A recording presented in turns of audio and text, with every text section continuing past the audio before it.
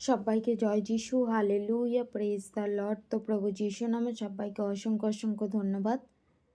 যিশুর আলো চ্যানেলে তোমাদের সবাইকে স্বাগত জানাই।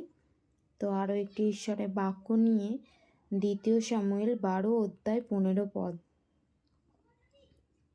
পরে নাথন আপন গৃহে প্রস্থান করিলেন, আর সদাপ্রভু উরিয়ের স্ত্রীর গর্ভজাত দাউদের পুত্রটিকে আঘাত করিলে সে অতিশয় পীড়িত হইল। সদাপ্রভু দাউদের পুত্রকে কি আঘাত করেছিল? দাউদের পাপের কারণে সেই পুত্রটি কি অতিশয় প্রচুর অসুস্থ হয়ে পড়েছিল। পরে দাউদ বালকটির জন্য ঈশ্বরের কাছে বিনতি করিলেন। দাউদ কি যখন সেই বালকটি প্রচুর অসুস্থ ছিল, তখন দাউদ কি বালকটির জন্য ঈশ্বরের কাছে বিনতি করল, ঈশ্বরের কাছে উপবাস করল, এবং সমস্ত রাত্রি সে ভূমিতে পড়িয়াছিল উপবাস করে। তখন তার বাটির প্রাচীনেরা উঠিয়া তাহাকে ভূমি হইতে তুলিবার জন্য তাহার নিকটে গিয়ে দাঁড়াইলেন, কিন্তু তিনি সম্মত হইলেন না, তাহাদের সহিত ভোজনও করিলেন না। তিনি তখনও পর্যন্ত কি কিছুই খায়নি, উপবাস করেছিলেন। পরে 7ম দিবসে বালকটি মরিল। সেই 7 দিনের দিনকে কি সেই বালকটি মারা গিয়েছিল।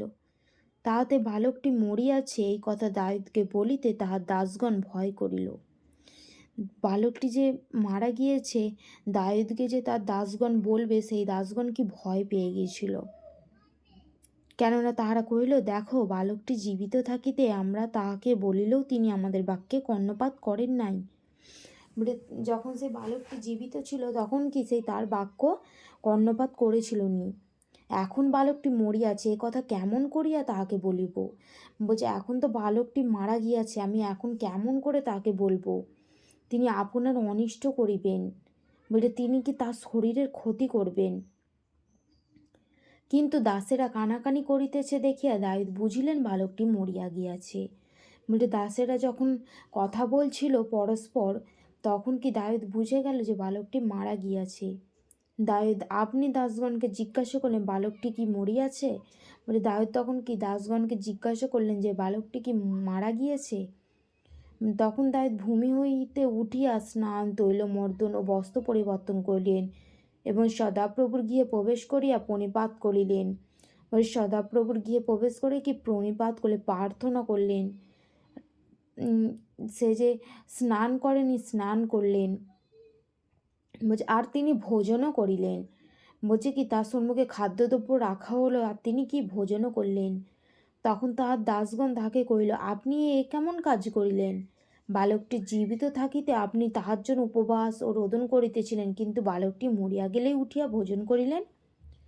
বলছে আপনি এ কেমন কাজ করলেন যে বালকটি যখন বেঁচে ছিল তখন আপনি উপবাস করলেন, তার জন্য কাঁদছিলেন, আর এখন যেই মারা গিয়েছে আপনি উঠেই খাদ্য খাচ্ছেন। তিনি কইলেন, বালকটি জীবিত থাকিতে আমি উপবাস ও রোদন করিতেছিলাম, কারণ ভাবিয়াছিলাম কি জানি সদাপ্রভু আমার প্রতি কৃপা করিলে বালকটি বাঁচিতে পারে। মানে সদাপ্রভু যদি আমার প্রতি কৃপা করে তাহলে বালকটি কি বেঁচে যাবে, কিন্তু এখন সে মরিয়া গিয়াছে। তবে আমি কি জন্য উপবাস করিব? আমি কি তাহাকে ফিরাইয়া আনিতে পারি? বলছে, আমি কী জন্য উপবাস করব? আমি কি তাকে ফিরিয়ে আনিতে পারবো? আমি তাহার কাছে যাইব, কিন্তু সে আমার কাছে ফিরিয়ে আসবে না। বলছে কি আমি তার কাছে যেতে পারবো, আমিও মারা যেতে পারবো, কিন্তু কি সে আমার কাছে ফিরে আসবে না। আমেন। তো ঈশ্বরের বাক্য এতটাই। সবাইকে জয় যিশু, hallelujah, praise the lord, amen. ঈশ্বরের বাক্যে ঈশ্বর আশীর্বাদ করুক।